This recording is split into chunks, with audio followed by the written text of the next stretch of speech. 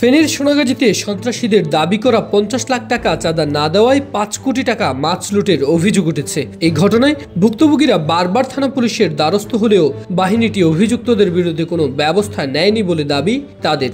আমরা থানায় গেলে আমাদের কোনো সহযোগিতা করে না, যারা লুটতরাজ করে এদেরকে সহযোগিতা করে, এদের পক্ষ নেই। কারণ হইল আমরা তো পুঁজি দিয়ে ব্যবসা করি, আর ওরা তো বিনা পুঁজি দিয়ে। আমরা প্রশাসনের কাছে যখন গেছি, প্রশাসন আমাদের ক্ষয়ক্ষতি হয়েছে, আমাদের কাছে কাগজ বলতেছে আপনাদের পুকুরের কাগজ, তাদের দুষ্কৃতিকারীদের বিরুদ্ধে কোনো ব্যবস্থা নেয় না।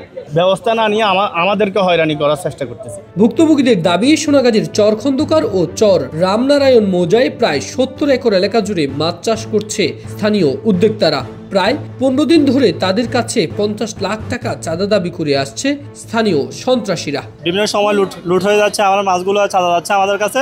আমি বিভিন্ন ব্যাংক থেকে ঋণ নিয়ে প্রকল্পগুলো করেছি।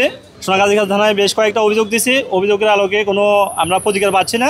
রাতের অন্ধকারে আমাদের 6টা পুকুরের ফাঁক কেটে দিয়ে আমাদের কোটি কোটি টাকার মাছ লুট করে নিয়ে গেছে। তারা ছাড়া পেয়েছে, এখন আমরা নিরাপত্তাহীনতা ভুগতেছি। আমরা বাংলাদেশের প্রথম ইমিউনিটি বুস্টার সমৃদ্ধ ফ্যান্টাস্টিক হ্যাপি এনার্জি বিস্কিট। খামারিরা জানান, চাঁদাবাজির ঘটনায় সোনাগাজী থানায় একে একে 4টি পৃথক অভিযোগ দায়ের করা হলেও তা আমলে নেয়নি পুলিশ, বরং সালিশি বৈঠকের মাধ্যমে বিষয়টি সুরাহার চাপ দেয় বাহিনীটি। এর মধ্যে গেল মঙ্গলবার কর্মচারী ও গার্ডকে অস্ত্রের মুখে জিম্মি করে মৎস্য প্রকল্পের বাঁধ কেটে প্রায় 5 কোটি টাকা মাছ লুট নেয় সন্ত্রাসীরা।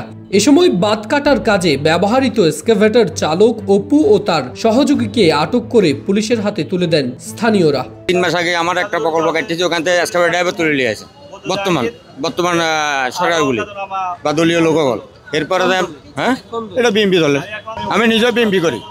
আগে নির্যাতন হয়েছে, বর্তমানে নির্যাতন হয়েছে। এদিকে অভিযুক্তের বিরুদ্ধে সোনাগাজী থানা পুলিশ কোনো ব্যবস্থা না নেওয়ায় রবিবার ফেনী জেলা প্রশাসন কার্যালয়ের সামনে মানববন্ধন ও পুলিশ সুপারকে স্মারকলিপি দিয়েছে ভুক্তভোগীরা। এই বিষয়গুলো আমরা যথাযথভাবে তদন্ত করব, তদন্ত করে এখানে মূল সমস্যাগুলো কি সেগুলো ফাইন্ড আউট করার চেষ্টা করব। 4টি অভিযোগ দাখিল হয়েছে এখানে, এই অভিযোগগুলো আমরা যাচাই বাছাই করছি, দেখছি, দেখার পরে আমরা আইন অনুযায়ী যে ব্যবস্থাগুলো গ্রহণ করার দরকার সেটা আমরা ব্যবস্থা গ্রহণ করব। এই ঘটনায় দায়ীদের দৃষ্টান্তমূলক শাস্তির দাবি তাদের। ফেনী থেকে M A Akash, Kaler Kantho.